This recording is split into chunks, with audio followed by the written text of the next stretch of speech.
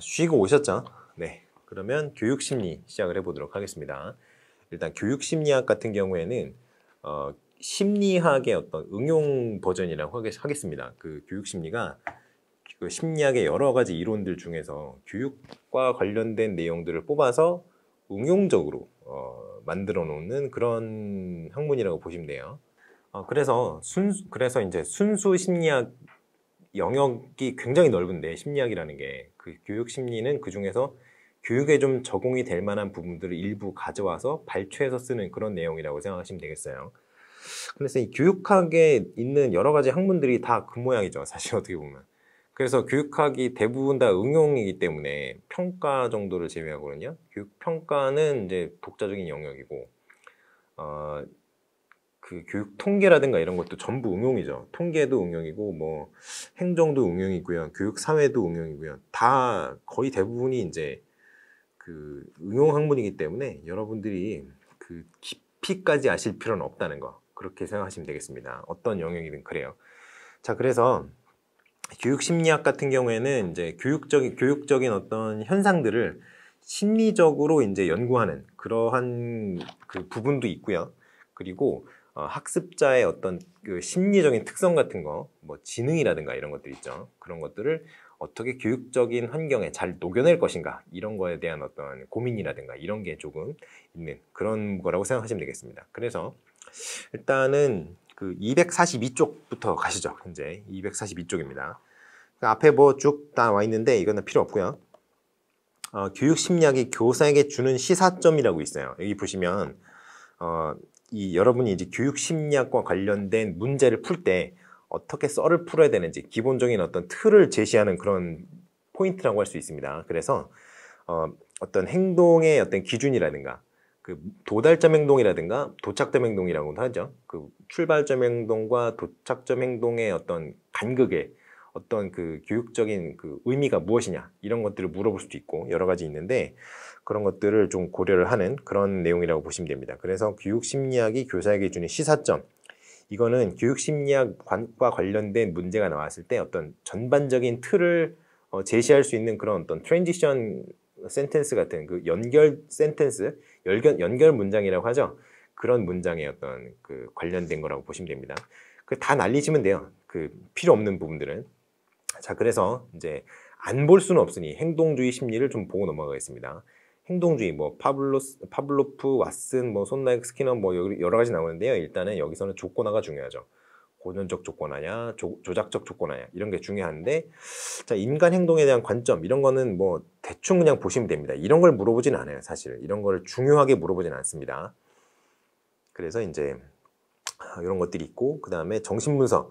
정신분석이 프로이드가 이제 얘기했던 거잖아요. 이거를 내기가 쉽지가 않아요. 이유가 뭐냐면 정신분석학이 현대 심리학에서 퇴출이 됐습니다.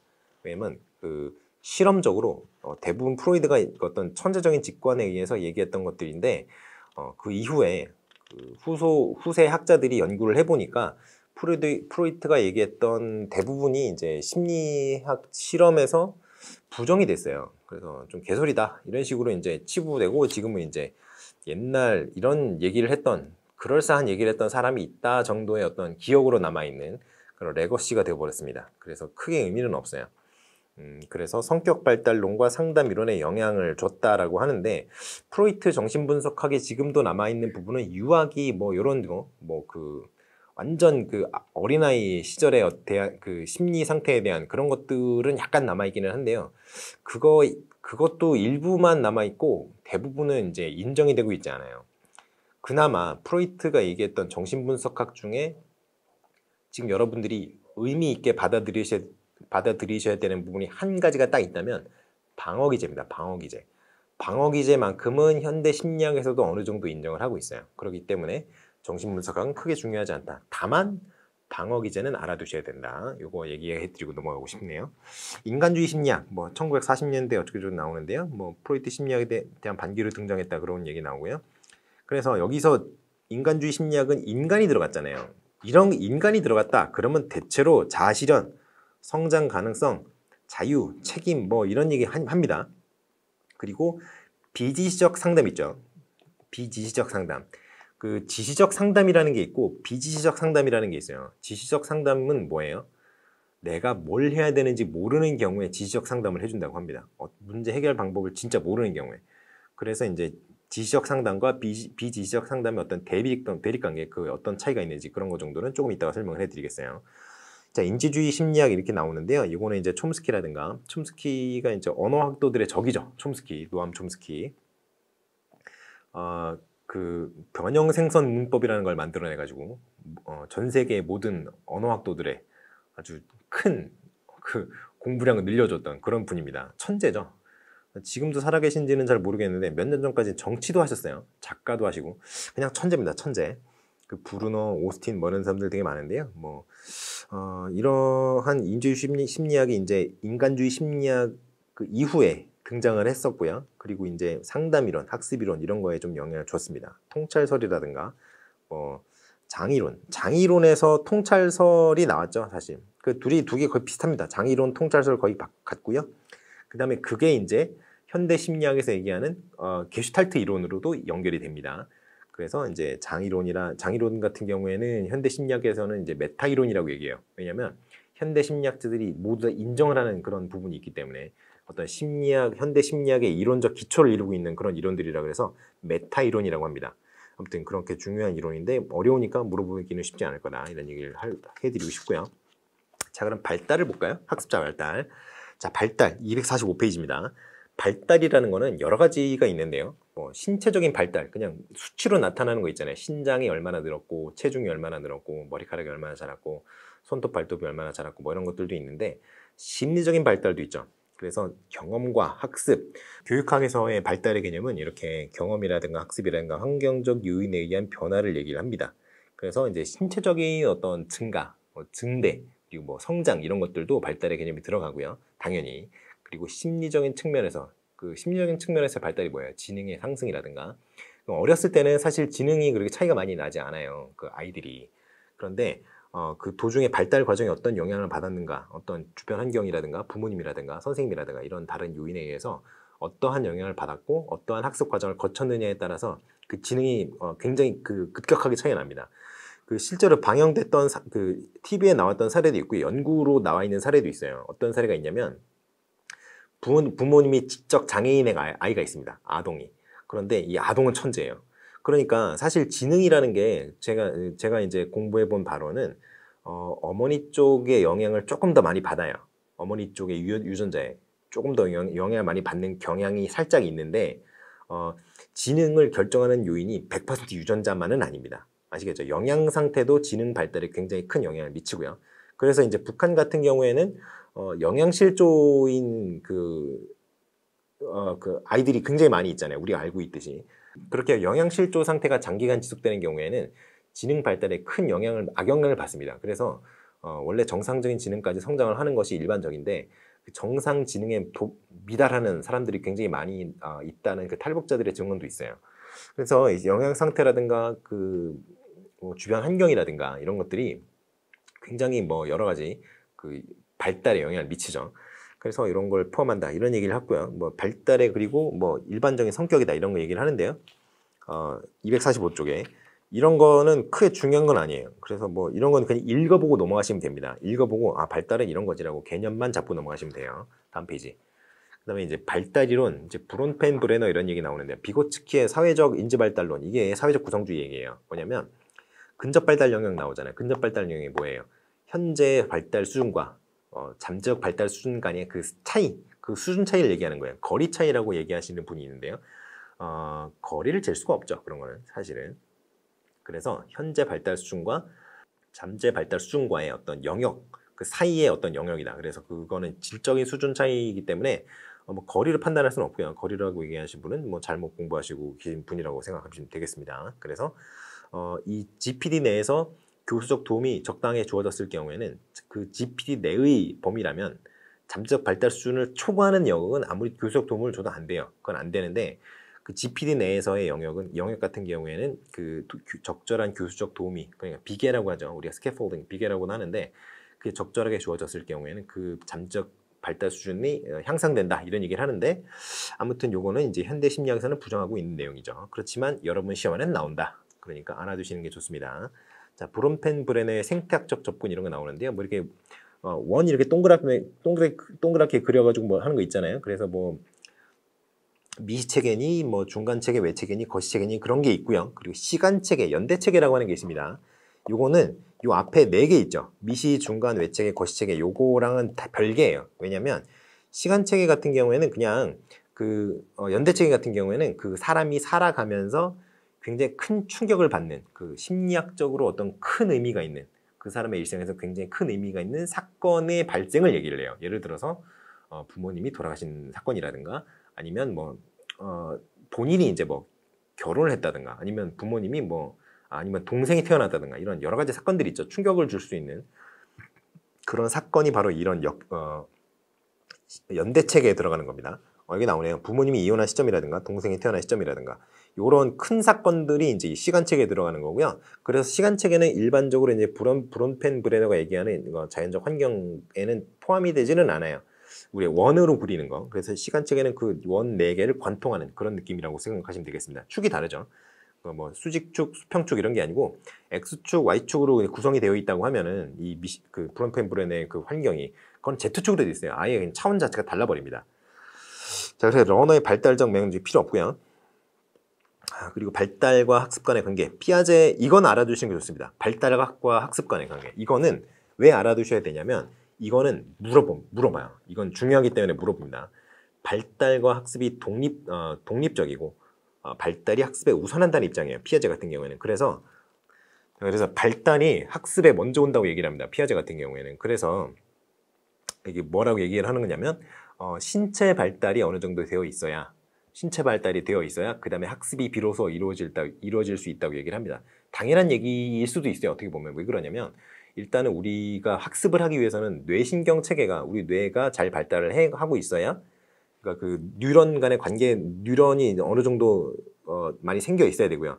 아이 같은 게 갓난아이 같은 경우는 그 머리 사이즈가 그 작은 사과 정도 크기밖에 안 되잖아요. 그런데 그 머리가 점점 커진단 말이죠. 머리가 점점 커지고 뇌가 실제로 용적이 늘어납니다. 뇌의 용적이 늘어나요. 부피가 늘어난다는 거죠. 그리고 그게 왜 늘어나냐면 그 안에서 뉴런들이 마구마구 생성이 되기 때문에 그래요. 뇌신경을 뉴런이라고 하는데요. 뭐 뇌신경만 가지고 그러는 건 아니고 신경 자체가 뉴런인데 뇌를 구성하는 그 신경망들이 굉장히 복잡해지는 거죠.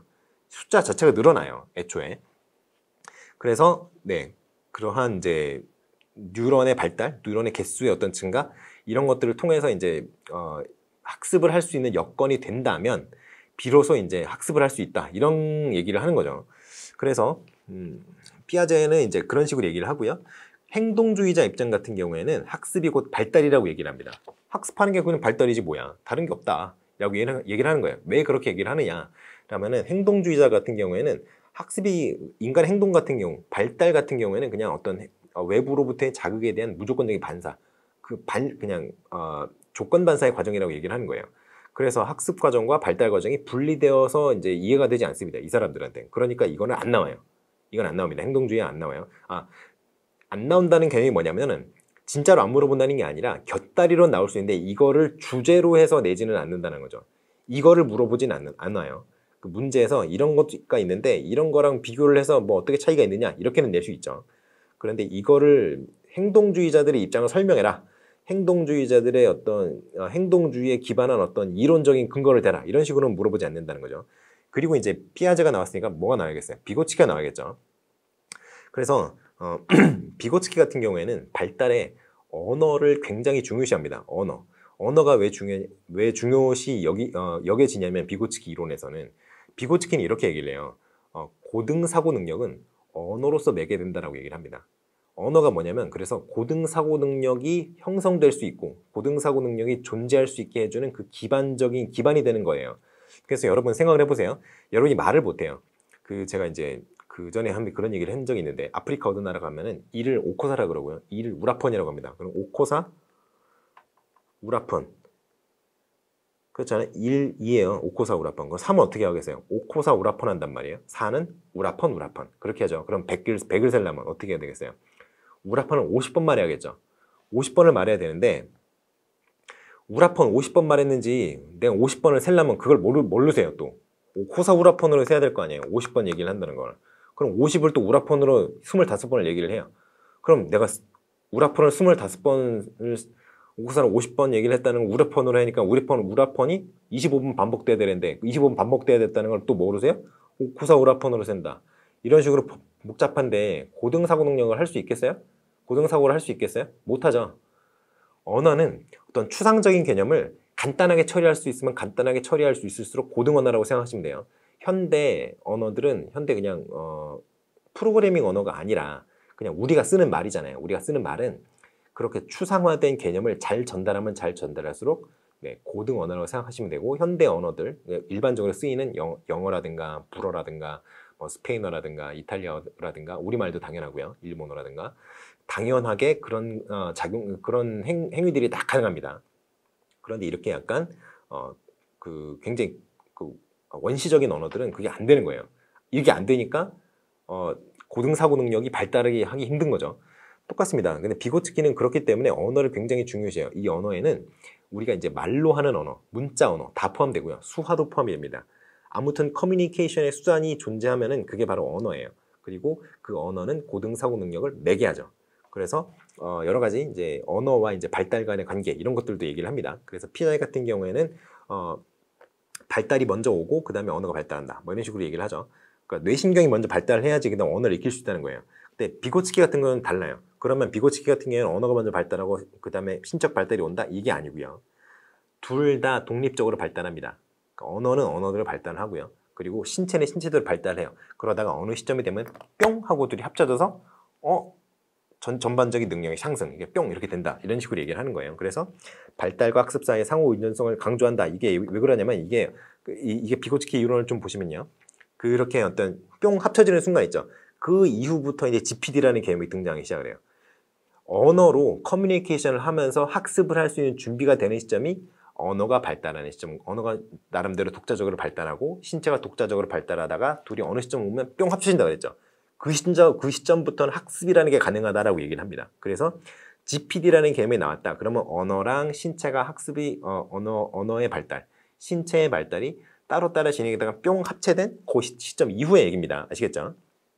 그래서 비고츠키 같은 경우에는 학습이 발달을 촉진할 수 있다 이렇게 얘기를 합니다. 왜냐하면 그 GPD 내에서의 어떤 학습 같은 경우에는 본인이 그냥 공부를 해서는 도달할 수 없는 부분이잖아요. 그런데 그 영역 내에서 교수적 도움을 얻으면 발달이 그까지 올라갈 수 있다는 거니까. 그런데 이것도 요즘에는 좀 부정이 되고 있는데 아무튼 여러분 시험에는 나온다. 아시겠죠? 그러니까 알아두시는 게 좋습니다. 시험지에다가 하지만 비고츠키의 이론은 요즘 최근 심리학에서는 부정되고 있다. 이런 거 쓴다 안 쓴다? 안 쓴다. 아시겠죠? 아는 척 하셔봐야 여러분은 잘 모르죠. 그러니까 아는 척 하지 마시고 그냥 쓰시면 된다. 공부하는 거 그냥 쓰시면 돼요. 아셨죠? 자, 그리고 청소년의 발달의 특징 같은 경우에는 여러 가지가 나오는데요. 여기 중에 3번과 4번이 중요합니다. 3번과 4번. 왜냐하면 주변이 이게 아웃사이더라고 하죠. 아웃사이더. 일탈을 했다는 게 아니라 이게 뭐냐면요. 아직 자아 정체성이 완전히 확보가 되지 않은 상태예요. 그래서 이것도 아니고 저것도 아니고 여러 가지 그 어떤 중심을 탐색하는, 그러니까 태양 주위를 도는 행성 같은 느낌으로 약간 이것도 좀 기웃기웃 거려보고 저것도 기웃기웃 거려보고 이런 거라는 거죠. 그래서 어떤 그 자신의 어떤 자아 정체성이 확립이 안 되어 있다 보니까 좀 남의 말 이런 거에 좀 휩쓸리는 경향이 있죠. 그래서 이제 그 일탈에 빠지기도 한다. 이런 얘기를 여기서 하는 겁니다. 여기서 좀 더 얘기하고 싶은 거는 이 4번이에요. 상상적 청중과 개인적 우화.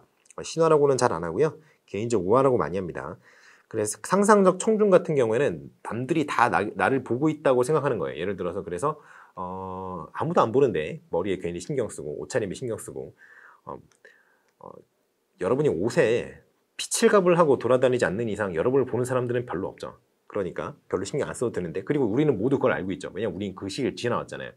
그러니까 지나고 나서 보니까 나한테 아무도 신경을 안 쓰는데 내가 그때는 왜 그랬을까? 그러면서 이불킥을 하게 되는 그런 건데, 이때 이 시기에는 그런 거를 머리론 들어서 이해를 할 수 있지만 심리적으로는 받아들일 수 없는 상태죠. 그러니까 자꾸 이제 외모 이런 거에 신경을 갑작스럽게 쓰게 되고 예전보다 그런 특성이 나타나는 겁니다. 개인적 우화. 개인적 우화는 뭐냐면요. 여기서는 이제 자신의 경험은 남과 달리 독특하다고 생각하는 믿음이라고 그러는데 이건 좀 어려운 표현이고요. 자신과 남은 다르다. 내가 더 우월하다라고 믿는 거라고 생각하시면 됩니다. 예를 들어서 이런 거 있어요. 여러분들이 남자가 빨리 죽는 이유 막 이런 거 인터넷에서 짤 같은 거 보신 적 있으시죠? 그래서 무슨 별의별 이상한 짓 당하잖아요. 저 뭐 절벽에서 뭐 다이빙하고 막 이런 거 하잖아요. 얘네는 청소년기에는 그런 걸 할 수 있는 그런 정신적 상태가 되어 있습니다. 왜냐면 나는 왠지 할 수 있을 것 같거든. 그러니까 그러한 상태가 이제 이 개인적 우화 상태라고 생각하시면 되겠어요. 자, 넘어가 볼까요? 자, 그래서 피아제의 인지 발달 이론은 여러 가지가 나오는데요. 여기서 여러분이 알아두셔야 되는 거는 이 1번 도식의 3번 있죠. 여기 도식의 종류 여러 개 나오는데 도식이 스키마예요. 스키마. 쉐마라고 하지 마시고요. 스키마라고 하셔야 됩니다. 쉐마는 어디서 나오는 얘기인지 모르겠네요. 쉐마 아니고 스키마예요. 스키마. 스키마는 여러 가지가 있는데요. 굉장히 여러 가지가 있는데 스키마를 나누는 기준도 굉장히 중요합니다. 여기 보면 전조작기가 있고요. 구체적 조작기가 있고요. 뭐 감각운동기가 있고요. 여러 가지 나오잖아요. 이게 뭘 기준으로 나누는지 알아두셔야 됩니다. 뭘 기준으로 나눈다? 조작 능력을 기준으로 나눈다. 조작이 뭐예요? 그러면 여기 보면 전조작기라고 하고 구체적 조작기라고 하잖아요. 조작이 뭐냐면요. 어떤 심적 표상들을 다루는 수준입니다. 그래서 아주 간단한 그냥 A는 간단한 그 수준의 조작이 가능해지는 시기가 전조작기고요. 그리고 복합적인 개념이 아니라 복수의 개념을 다룰 수 있는 시기가 바로 전조작기 이후가 됩니다. 아시겠죠? 그리고 복합적인 개념을 다룰 수 있는 게 구체적 조작기 이후가 되겠어요. 자, 그런 식으로 생각하시면 되겠습니다. 아시겠죠? 자, 그리고 동화라는 개념도 중요하죠. 동화라는 개념, 동화와 조절이 굉장히 중요합니다. 왜냐하면 인간은 평상시의 어떤 심리 상태는 평형 상태에 있어요. 평형 상태는 이퀄리브리엄이라고 하죠. 그래서 외부로부터의 자극이 들어오지 않으면 이 평형 상태는 그냥 물과 같은 명경지수와 같은 상태가 되어 있어요. 그런데 외부로부터의 자극이 지금 내가 갖고 있는 스키마로 해석이 안 되는 상황이 딱 생긴단 말이에요. 그렇게 되면은 이 평형이 깨집니다. 그래서 불평형 상태가 되죠. 불평형 상태. 그런데 사람은 불평형 상태를 불편해해요. 왠지 랩을 해야 되나?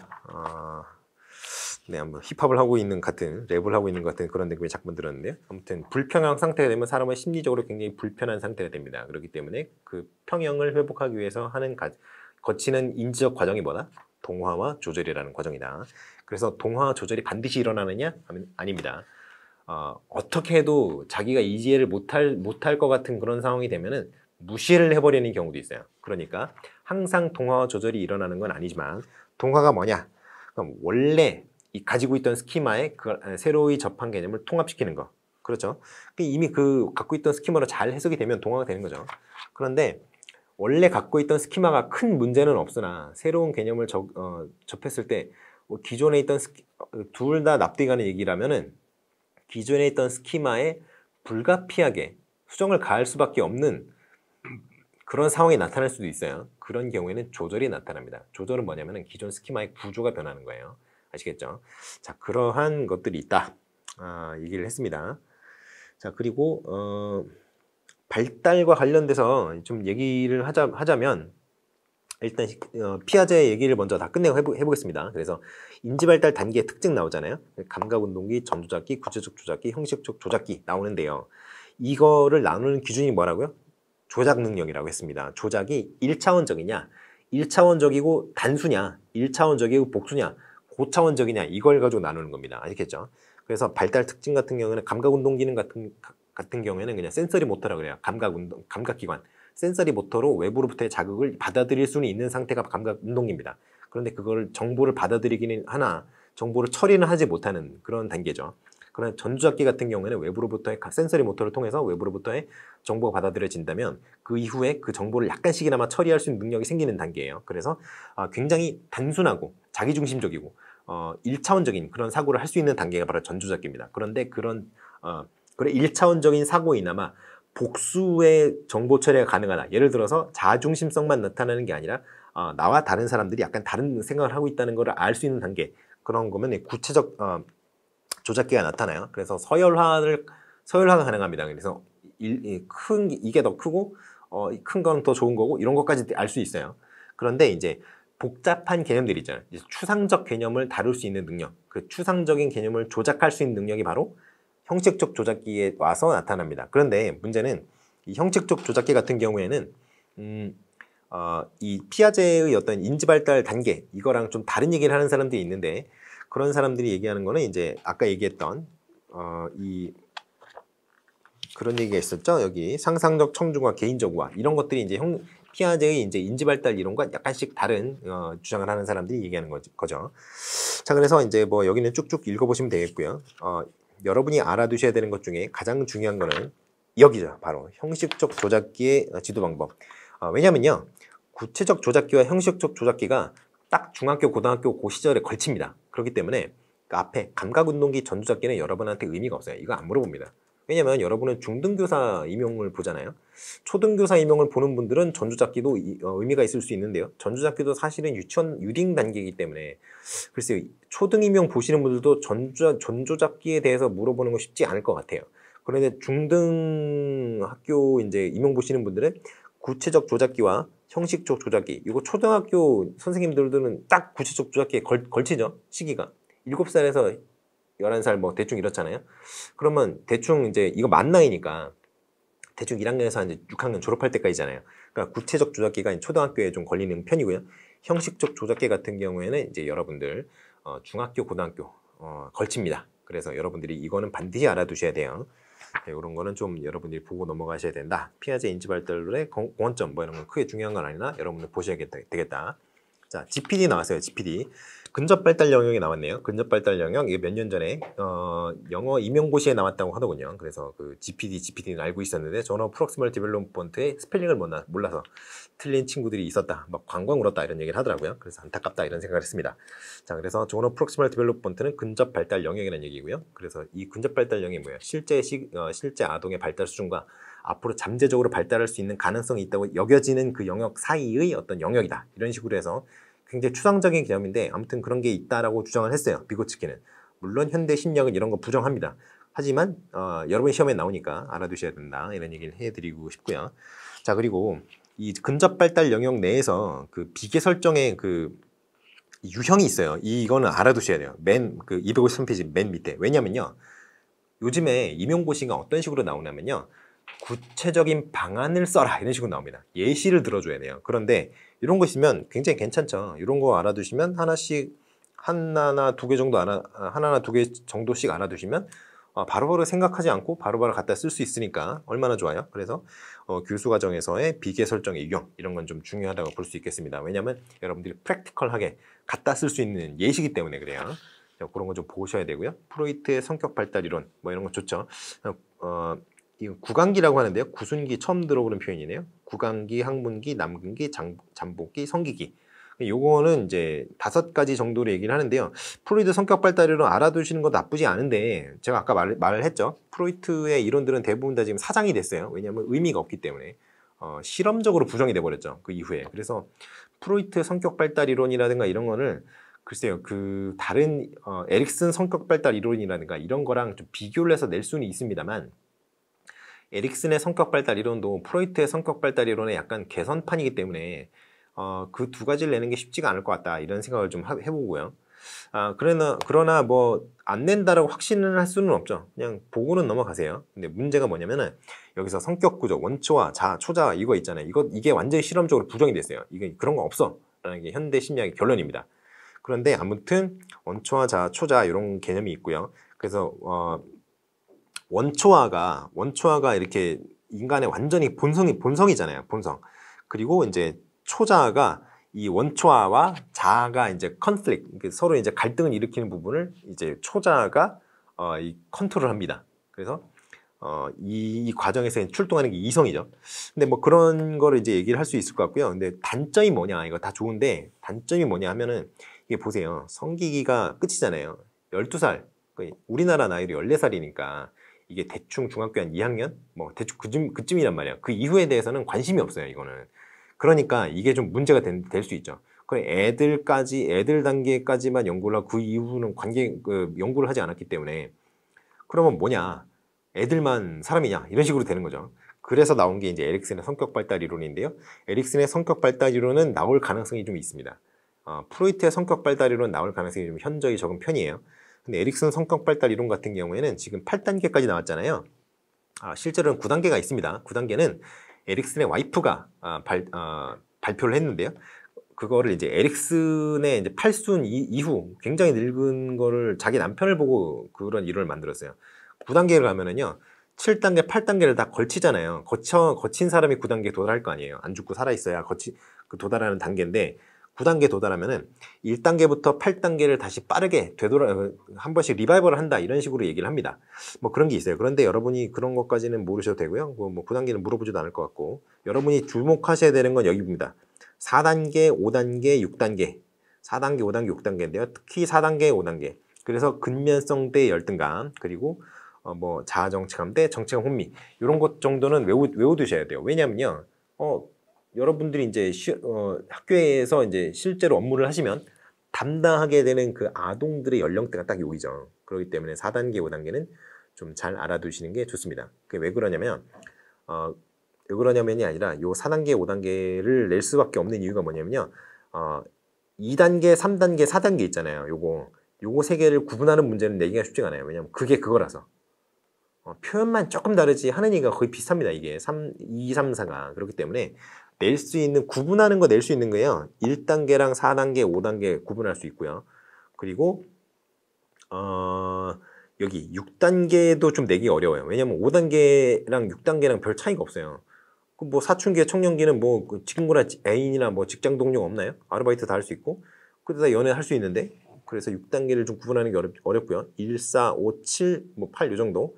이 정도는 이제 여러분이 알아두셔도 괜찮은데 좀 알아두시는 게 더 유리한 부분은 4단계, 5단계다. 이걸 집중적으로 좀 보시라 이런 말씀을 드리고 싶어요.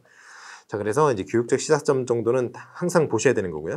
그리고 이제 마샤 얘기 나왔죠. 이제 정체감 이게 전념을 했느냐. 그리고 이제 전념과 몰입 이 두 가지 그 기준을 통해서 이제 얘기를 하게 되죠. 그래서 이제 정체감을 성취를 했느냐, 유실했느냐, 혼미했느냐, 유해냐 이런 거를 나누게 됩니다. 잠시만 보시면 한번 찾아볼까요? 자, 여기 화면을 보시죠. 화면을 보시면 마샤의 자아정체감 이론입니다. 정체성 지위 이론이라고도 해요. 그래서 정체감 지위가 뭐냐면요. 자아정체감이라는 건 이런 겁니다. 현재, 미래, 과거, 현재, 미래에 대한 어떤 총체적인 함축적인 일관적인 믿음과 느낌 또는 인지 이런 거를 이제 자아정체감이라고 합니다. 그래서 정체감 지위는요. 정체성을 확립하기 위해서 심리사회적 과업을 다루는 방식이에요. 그런데 정체감 지위를 분류하는 기준이 두 가지입니다. 하나는 위기예요. 위기, 크라이시스. 이게 뭐냐면요. 탐색이라고도 합니다. 그래서 그냥 위기 탐색으로 외워두시는 게 굉장히 좋아요. 한꺼번에 다 쓰세요. 그냥 뭘 써야 맞는지 잘 모르겠으면 다 쓰라. 이런 얘기를 하고 싶습니다. 이런 용어 같은 경우에는 원래 그 임용고시 채점하는 기준이 뭐냐면요. 몇 가지를 써라, 두 가지를 써라, 뭐 세 가지를 써라 이렇게 나오면은 여러분이 근거를 첫째, 둘째, 셋째 쓰잖아요. 그러면 첫째 하면 그게 하나, 둘째 하면 뭐 하나, 그리고 두 가지만 쓰라 그랬는데 셋째, 넷째 썼잖아요. 그러면 셋째, 넷째 쓴 거는 카운팅이 안 돼요. 안 쓴 거랑 똑같습니다. 그래서 여러분이 이제 답안을 쓸 때 근거를 쓰시오 했을 때는 저기 페이지 끄트머리, 책 끄트머리 어디 귀퉁이에 있는 그런 내용을 쓰면 안 되고요. 그냥 누구나 다 알 수 있는 내용 있잖아요. 그게 제일 중요한 거예요. 왜냐면 중요하니까 사람들이 그걸 자꾸 얘기해서 여러분이 들어서 익숙하니까 그게 나는 좀 독특하게 아는 척 좀 하고 싶어. 그러니까 저 귀퉁이에 있는 거 갖다 쓰시는데요. 그런 지적 허영심을 임용고시에서 부리는 거는 만용이라고 생각을 합니다. 그냥 진짜 누구나 다 아는 거 있죠. 그거 쓰세요. 그게 제일 중요한 겁니다. 아시겠죠? 그래서 여기서 이제 위기 탐색 뭐 이런 얘기 나오는데요. 근데 여기 같은 경우는 그냥 하나로 뭉칠 수가 있잖아요. 위기 또는 탐색이라고 쓰면 되니까. 그런데 그 아까 제가 말했죠. 두 가지 쓰라 그러면 첫째, 둘째 쓰고 세 번째, 네 번째는 카운팅이 된다, 안 된다? 안 된다. 그러니까 책 귀퉁이에 있는 그런 이상한 내용 쓰지 말고 책 첫 번째 나오는 거 쓰라고요. 그냥 그 항목이 딱 있으면 제일 처음에 나오는 거 있잖아요. 그게 제일 중요한 거예요. 아시겠죠? 그런데 여기서는 위기 탐색 같이 써도 된다. 몰입도 있죠. 몰입은 전념이라고 하는데요. 이것도 안전하게 몰입 또는 전념으로 쓰시면 됩니다. 아시겠죠? 그래서 기준은 이렇게 위기 탐색 또는 몰입 전념이다. 그래서 이렇게 용어가 여러 가지 나뉘는 것도 있어요. 성취는 확립이나 획득 이거랑 동일한 거고 유예는 동일합니다만 폐쇄는 유실 상실이라고도 해요. 그래서 이렇게 용어가 여러 가지가 있는 표현이 여러 가지인 거 있잖아요. 혼미나 혼란인 이런 거는 도대체 그게 그거 같으니까 되게 헷갈리니까 이런 용어 같은 거는 여러분들이 잘 보셔야 됩니다. 아시겠죠? 어떤 표현으로 나오더라도 대충 알 수 있을 정도로 공부를 해 놓으셔야 돼요. 그래서 네 가지 정체감 유형이 이렇게 된다 이런 얘기를 해드렸고요. 그리고 이제 시기별 지도 방법 이런 것들이 중요하다는 거예요. 이런 것들이 왜 그러냐면 256페이지 하단에 각 시기별 지도 방법 왜 그러냐면 그냥 요즘에는 뭐라 그랬어요 제가 구체적인 방안을 쓰시오 이런 식으로 나온단 말이에요. 그러면은 초등학교, 중등학교 시기의 근면성 격리를 위한 지침을 구체적 지침을 2가지 써라. 여기서 5개 중에 2개 쓰면 되는 거예요. 청소년기의 자아정착한 형성을 위한 지침을 구체적으로 한 2가지 써라, 3가지 써라. 그럼 여기 쓰면 되는 거예요. 아시겠죠? 그래서 이런 그 어떤 되게 프랙티컬한 거, 이론적인 어떤 멋있는 말들 말고 이런 것들 있잖아요. 이게 별로 멋있지 않잖아요. 이런 거 예시니까. 근데 여러분들한테 실제로 중요한 건 뭐다? 예시다. 예시가 중요합니다. 예시가. 책을 보시면서 이론적인 거에 매달리지 마시고 이런 이제는 매달리셔야 되는 부분이 이런 것들이에요. 예시. 지금까지도 어떤 그 이론적인 부분에 대해서 정리가 안 된 부분이 많이 남아 있으면 안 돼요, 여러분. 지금은 어느 정도 다 아시는 단계여야 합니다. 하긴 그래 공부를 해도 잘 안 잡히는 개념이 있는 그런 경우도 있죠. 근데 그런 거는 지금부터라도 보완을 하셔야 되고요. 자, 도덕성 발달이론 나오는데요. 이건 쭉 중요하지 않고요. 콜버그의 도덕성 발달이론 정도는 좀 중요합니다. 콜버그는 좀 알아두세요. 여기 인습 수준이냐, 인습 이전이냐, 인습 수준이냐, 인습 이후 수준이냐. 그래서 이제 여기는 이제 7단계까지 나와 있는데요. 사실은 6단계와 7단계가 통합적으로 되어 있는 경우가 더 많아요. 책들이. 그래서 벌과 복종에 의한 뭐 도덕성. 그 다음에 2단계는 욕구 충족을 목적으로 하는 도덕성. 3단계는 다른 사람과의 어떤 관계. 4단계는 법과 질서. 5단계는 어떤 사회계약 정신. 법과 질서는 약간 초월을 한 거죠. 누가 정해놨으니까 그렇게 하는 거고, 이거는 그냥 내가 공자 얘기잖아요. 공자. 뭐 내가 접대받고 싶은 사람처럼 뭐 다른 사람 대하라 이런 얘기가 이제 공자님이 하신 얘기도 있고 예수님도 그런 얘기 했던 것 같은데 뭐 잘은 모르겠지만 아무튼 그런 어떤 사회계약적인 느낌으로 이제 법과 질서라는 그 어떤 구체적인 걸 초월해서 약간 더 초월적인 개념인데 이제 그게 이제 성인의 단계에 도달하면 이제 보편적 도덕 원리라든가 우주적인 어떤 뭐 개념이라든가 이런 데까지 도달하는데 이렇게 도달한 사람이 인류의 수천 년간 역사에 성인 4명밖에 없죠. 뭐 그런 6단계 이후는 의미가 없는 단계고요. 그냥 5단계까지가 있다. 실질적으로 5단계까지다. 이렇게 생각하시면 되겠습니다. 그래서 도덕성 발달의 한계 뭐 이런 거 좀 알아두시면 좋고요. 학습과 학습이론 좋은데요. 뭐 인지주의 학습이론 여기 이쪽이 중요합니다. 앞에는 중요한 게 아니고요. 여기 3번 학습이론부터가 중요해요. 고전적 조건화와 조작적 조건화.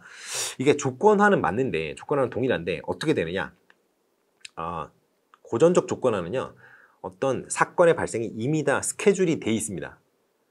이제부터 뭘 할 거야? 침을 이제부터 나오게 하기 위해서 종을 때린 거잖아요. 파블로프가 먹이를 주면서 종을 때린 거잖아요. 그런데 조작적 조건화, 손다이크 같은 경우 어떻게 되어 있느냐? 어떤 실험에 참가하는 피험자가 있죠. 피험자가 이득을 보면 피험자가 개이득 이렇게 되는 상황이 우연에 의해서 발생을 해야 됩니다. 물론 실험자가 우연히 언젠가는 발생하도록 만들어 놨어요. 실험자는 알죠. 그런데 피험자 입장에서 완전히 우연이란 말이에요. 그걸 발견한 거는. 그러니까 그런 차이가 있다. 그런 걸 좀 알아두셔야 되고요. 그러니까 인지주의 학습 이론 중에는 뭐 통찰설, 퀘러, 뭐 기대형성 이론 뭐 이런 거 좀 다 중요하고요. 그리고 정보처리 이론이 좀 중요합니다. 정보처리 이론이 중요한데 정보처리 이론이 왜 중요하냐면 정보처리 이론만 가지고 얘기하는 게 아니라 그 다음에 인지부화 이론이랑 엮어서 여러분이 보셔야 돼요. 왜냐하면 정보처리 이론에서는 인간의 인지구조가 어떻게 돼 있다고 얘기를 해요. 단기 기억이 있고요.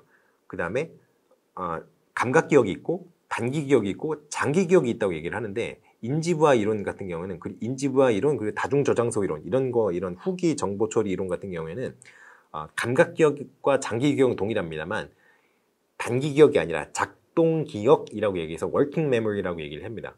왜 그렇게 얘기를 하냐면 단기 기억 같은 경우에는 감각 기관을 통해서 들어온 정보가 잠시 머물렀다 그냥 빠져나가는 굉장히 수동적 개념의 어떤 정보 저장소예요. 한계도 명확하죠. 뭐 비주얼 메모리 같은 경우 약 7개 플러스 마이너스 2개 뭐 이렇게 돼 있고요. 향 같은 거, 냄새 같은 경우에는 한 3초 정도 기억이 난다고 하고요. 청각적 메모리, 오디토리얼 메모리 같은 경우는 한 2초 막 이렇게 기억이 된다고 합니다. 그런데 뭐 사람 따라 달라요. 뭐 1초 뭐 전후 이렇게 얘기하는 사람도 있고. 그런데 완전히 그냥 그거는 그냥 컴퓨터의 어떤 캐시 메모리 같은 거예요. 그냥 뭐냐면 들어왔다 그냥 나갑니다. 그냥 거의 들어왔다 나가는 거 그게 끝이에요. 잠깐 정보가 머무를 뿐 그런 형태의 개념인데 작동 기억 같은 경우는 그게 아니에요. 그게 아니라 CPU처럼 그 작동 기억 상에서 굉장히 능동적으로 정보가 처리된다라고 봐요. 그러니까 그 다중 저장소 이론이라든가 그 인지 부하 이론 같은 경우는 그렇게 얘기를 합니다. 그러니까 수동적이냐 그 능동적이냐는 큰 차이가 있기 때문에 작동 기억이라는 걸 쓰셔야 되는데 단기 기억을 쓰면 틀리고요. 단기 기억이라는 걸 써야 되는데 작동 기억을 갖다 쓰면 또 틀립니다. 그런데 두 개가 구조가 똑같아요. 그 도식으로만 보면 감각 기억, 단기 기억, 장기 기억, 뭐 인출, 뭐 저장, 뭐 이런 게 있고, 뭐 그렇죠. 그런데 그 후기 정보 처리 이론 같은 경우에는 감각 기억, 작동 기억, 장기 기억, 그리고 인출 뭐 이렇게 다는 건 다 똑같아요. 그러니까 헷갈린단 말이죠. 그 차이를 잘 보셔야 됩니다.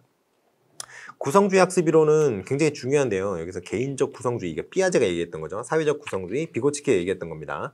그래서 이 구성주의와 객관주의 비교, 그리고 구성주의끼리의 비교, 이거는 좀 알아두시는 게 좋아요. 이거는 기본적으로 좀 알아두시는 게 좋습니다.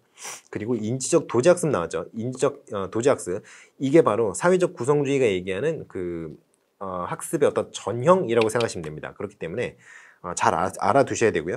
그 여기 보시면 7단계로 되어 있잖아요. 모델링, 코칭, 스캐폴딩, 페이딩, 그다음 명료화, 반성적 사고, 탐색, 탐구 이렇게 되어 있는데 그 위에 거 4개를 좀 주로 보시고요. 그 밑에 거 3개는 사실 옵션 같은 거라서 이건 크게 중요하지는 않습니다.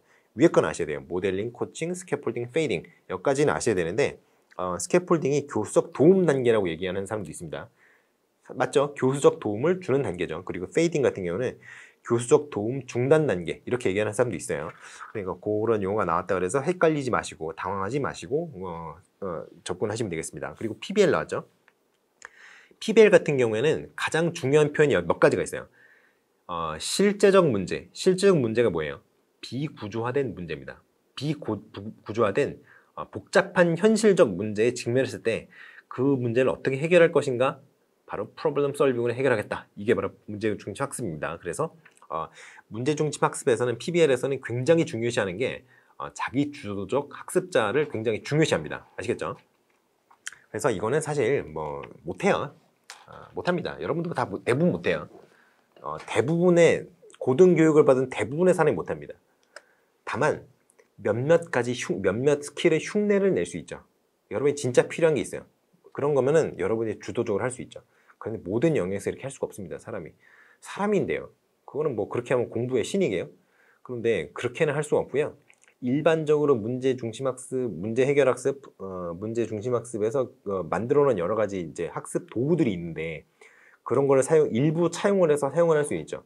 그런 개념에서 이거를 중등으로 끌고 내려오는 거예요. 대학교 졸업한 사람도 못 하는데 이거를 초등학교, 중학교, 고등학교 애들이 어떻게 합니까? 못 해요. 그런데 일부 스킬은 너무너무 좋으니까 좀 약간 변화를 시켜서 좀 쉬운 버전으로 만들어가지고 좀 적용시켜 보자. 이게 이제 중등과 초등에서의 어떤 그런 목표가 되는 거죠. 아무튼 그래서 문제 해결 능력이라든가 관련 어떤 그 문제와 관련된 여러 가지 뭐 배경 지식에 대한 학습이라든가 이런 것들을 습득하는 그런 게 이제 PBL의 기본적인 목표예요. 아무튼 뭐 그렇다고 하는데 뭐 이거는 좀 중요하기는 하지만 쉽지는 않다 내는 게. 왜냐하면 안 되는 거 아니까. 하지만 여러분이 이 개념을 알고는 계셔야 돼요. 이건 충분히 낼 수 있는 개념입니다. 지능 뭐 다 중요한데요. 뭐 지능 검사는 뭐 그냥 그렇다고 치고요. 지능 검사는 종류나 이런 게 중요한 게 아니고요. 지능 검사 그 IQ 있죠. 지능 지수의 사용이라든가 지능 지수의 이해가 중요한 거예요. 지능 지수 같은 경우에는 평균이 100이고 크게 보면 3가지가 있어요. 크게 보면 지능 검사의 그 지능 지수는 일단 평균은 다 100으로 동일합니다. 세 가지 모두가. 그런데 표준 편차가 15짜리가 있느냐, 15짜리, 16짜리, 24짜리가 있습니다. 그래서 그 멘사라고 얘기하는 그 자기네들이 뭐 천재인 것처럼 얘기하는 그 친구들 있잖아요. 그 친구들 보면은 148 이상이면 받아주거든요.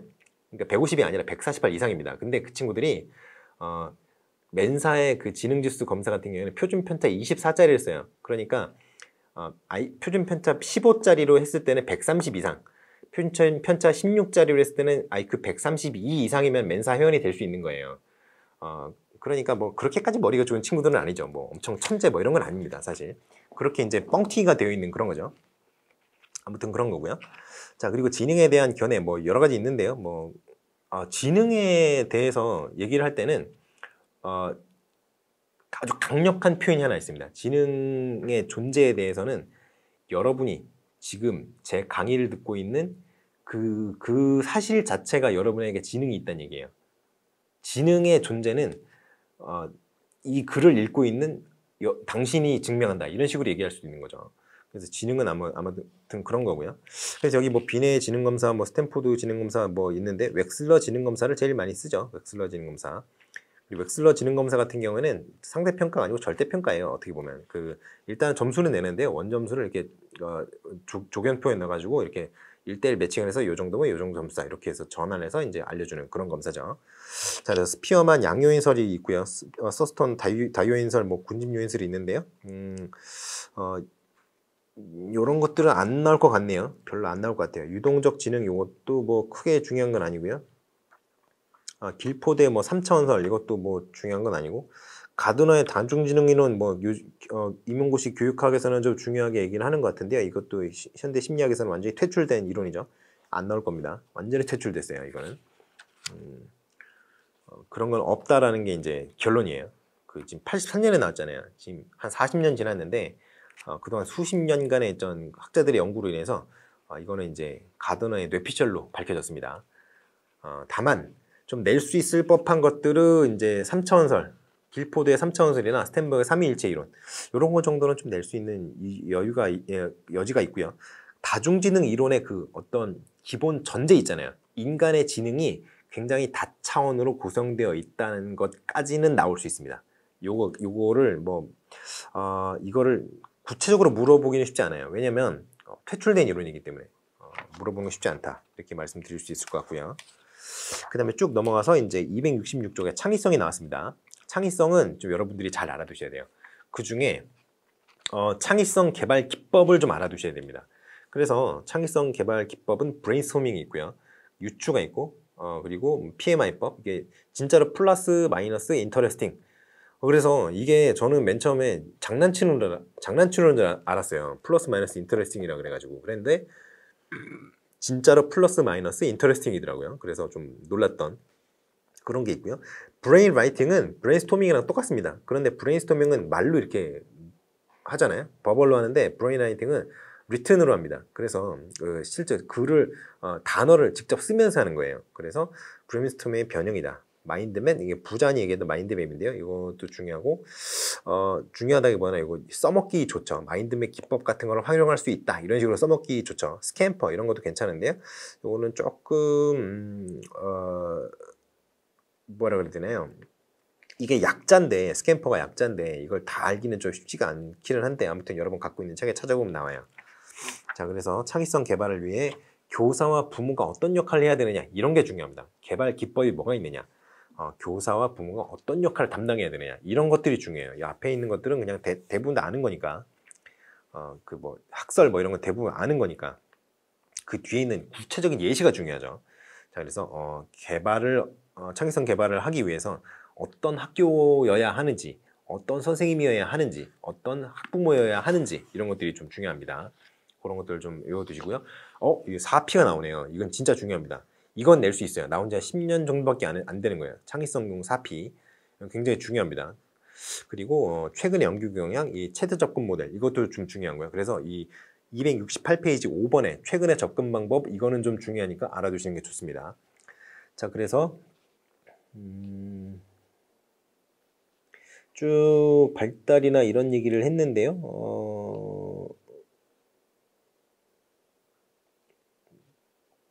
발달 이런 얘기를 했는데 이제 요런 이제 뭐라 그래야 되나요? 순수 심리학과 좀 가까운 내용들을 조금 이제 벗어나서 이런 얘기를 한번 해보도록 하겠습니다. 자, 그 전에 화면에 이제 보이시죠? 화면 한번 보시죠. 이제 신피아제 이론을 한번 좀 얘기를 하지 않을 수 없을 것 같아요. 왜냐하면 피아제 이론은 나오기 쉽지 않아요. 이제 피아제 이론들은 약간 상한 떡밥 같은 느낌이 약간 있기 때문에 좀 오래됐죠, 이론 자체가. 그러니까 조금 내기가 쉽지 않고요. 신피아제 이론을 좀 공부를 하셔야 됩니다. 신피아제 이론은 근데 좀 내기도 어려울 것 같은 느낌도 없지는 않은데 그래도 좀 알아주시는 게 좋아요. 요런 건 알아두시면 좋습니다. 요 공간 조망 수용 능력에 대한 연구 요런 거는 요거는 좀 세모 파스컬 리온의 이론 요거는 좀 별표 요거는 알아두시는 게 좋고요. 케이지 이론 요것도 알아두시는 게 좋습니다. 그래서 하나씩 보면서 얘기를 해보겠어요. 파스컬 리온의 이론 같은 경우에는 인지 발달이 한 번에 처리할 수 있는 정보의 개수 그걸로 결정이 된다. 그걸로 나타난다라고 얘기를 합니다. 그래서 이 지적 역량이라 그래요. 한 번에 처리할 수 있는 그 정보의 가지수를 현재 내가 2개를 처리할 수 있는 능력이 있다면 그 뭐라 그랬지? 이제 제 멘탈 파워는 2가 되는 거죠. 3개라면 3개가 되는 거고. 근데 정보 처리 공간 자체가 증가하는 게 인지 발달이고 정보 처리 공간 자체가 늘어나면 당연히 한 번에 처리할 수 있는 정보의 가지수 늘어나겠죠. 그래서 요렇게 얘기를 합니다. 그래서 뭐 작업 기억이라는 거는 지적 역량의 기능적 징후다 이런 식으로 얘기하는 그런 간단한 어떤 내용 정도만 아시면 될 것 같아요. 그래서 여기를 보시면 도식의 최대수, 최대 지적 역량 이런 얘기를 한다. 그래서 이런 단어가 보이면 파스칼 리온이 했던 얘기구나 이런 식으로 아시면 되고요. 일단 케이즈 이론이 좀 중요해요. 사실 로비 케이즈 이 사람은 좀 중요합니다. 그래서 일단은 이 파스칼 리온의 이론의 발전형이기 때문에 기본적으로 어떤 정도 비슷한 걸 가져가요. 예를 들어서 지적 발달이 순차적으로 리니어하게 이루어진다라는 전제를 거의 받아들이고 있습니다. 그런데 인지 발달 기제가 이제 파스칼 리온이 얘기했던 것처럼 그 어떤 평형화 이런 게 아니라 작업 기억 용량이 증가하는 것이 인지 발달이다 얘기했죠. 근데 이 작업 기억 용량이 증가한다는 게 여기 파스칼 리온에 나오는 거 이처럼 정보 처리 공간 자체가 증가하는 거 이거가 그냥 똑같은 거죠. 그래서 거의 비슷하게 잘 받아들이고 있어요. 그런데 이 케이즈가 얘기했던 작업 기억 용량이 파스칼 리온이 얘기하는 정보 처리 공간과 완전히 동일한 건 아닙니다. 비슷해요. 하지만 보면 이제 작업 기억 용량 같은 경우에는 이제 실행 처리 공간과 여기 나오죠. 실행 처리 공간과 같은 건데 여기 조작 공간과 저작 공간 두 가지 어떤 결합이다. 이런 식으로 생각하시면 되겠습니다. 자, 그리고 이 전이가 중요해요. 인지 능력 간의 전이. 왜냐면요. 요게 이제 그 전이 이론과 관련돼서 이제 이거를 물어볼 수 있습니다. 학습한 내용이 어떻게 어디서 어디로 전이되느냐가 중요할 수 있단 말이죠. 그럴 경우에는 두 인지 능력이 중심 개념 구조가 해당 영역 간의 전이가 이루어지는 이유가 뭐냐면요. 어떤 개념이 있고 어떤 개념이 있으면 A와 B가 있으면 이게 여기로 전이된다고 쳐봐요. 근데 이게 전이가 될 수 있는 이유가 뭐냐면 케이지에 의하면 요 A라는 영역과 B라는 영역 사이에 중심 개념 구조가 동일하기 때문에 이게 전이가 가능하다고 얘기를 하는 거예요. 한마디로 그냥 전체적인 스트럭처를 이루는 완전 그 핵심적인 뼈대 있죠. 그게 동일하기 때문이다 라는 거죠. 그래서 동일한 수준의 정보 처리 용량이 요구되고 그리고 논리 구조가 동일하다라고 한다면 어떤 한 영역에서의 어떤 수행이 다른 영역에서의 수행으로 전이될 수 있다 이렇게 주장하는 거죠. 그래서 이제 뭐 중심 개념 구조, 실행 통제 구조 이런 얘기 나오는데요. 이런 거는 사실은 알아두면 좋죠. 알아두면 나쁠 건 하나도 없지만 이런 것까지는 너무 딥하게 들어가는 게 아닌가 싶습니다. 그래서 자동화 이런 거 좀 중요하다 이런 식으로 얘기할 수 있고요. 커트 피셔의 역동기술 이론이라든가 이런 건 중요하기는 한데 요 정도만 알아두시면 될 것 같습니다. 그래서 요 인지발 때 영역적 특수성 이런 얘기 나오죠. 영역적 특수성이 인지 발달의 뭐라 그래야 되나요? 그 발달하는 그 영역이 있잖아요. 아동의 지적 능력 중에 발달하는 영역들. 예를 들어서 뭐 수를 처리한 능력이라든가 아니면 말을 처리한 능력이라든가 아니면 소리를 처리한 능력, 음의 높낮이라든가 피치라든가 톤이라든가 이런 걸 처리한 능력이라든가 이런 여러 가지 능력이 있는데 그런 어떤 능력의 성취는 그 아동이 많이 접하는 어떤 환경에 달려 있다라는 내용이 이제 역동기술 이론이에요. 그래서 굉장히 그 사회적인 영향이 이제 아동의 발달에 굉장히 많은 영향을 준다. 많은 큰 영향을 미친다 이런 내용이에요. 그렇기 때문에 이 커트 피셔 같은 경우에는 비고츠키 이론과도 약간 닮아 보이는 구석이 있습니다. 닮아 보이는 구석이 있는데 그래서 이제 이거를 그 비고츠키 이론과 닮아 보이는데 왜 신피아제 이론으로 넣느냐라는 얘기를 할 수 있어요. 그런데 여기 보시면 인지 발달이 아동의 능동적인 개입에 의해 단계적으로 이루어진다고 보았다. 단계적으로 이게 중요합니다. 단계적으로. 비고츠키는 사실 단계적으로 이루어진다는 얘기는 아니에요. 학습이. 그냥 GPD 내에서 어떤 적절한 교수적 도움이 주어진다면 뿅 하고 이렇게 학습이 된다. 이게 비고츠키 이론인데요. 피아제 이론 같은 경우는 순차적으로 발달하는 어떤 발달의 단계를 전제를 해요. 근데 그러한 어떤 그 발달의 구조를 이 피셔의 역동기술 이론도 갖고 있기 때문에 신피아제 이론으로 분류를 하는 거죠. 자, 할포드의 작업기억, 이 작업기억 이게 좀 중요합니다. 이게 좀 중요한데요.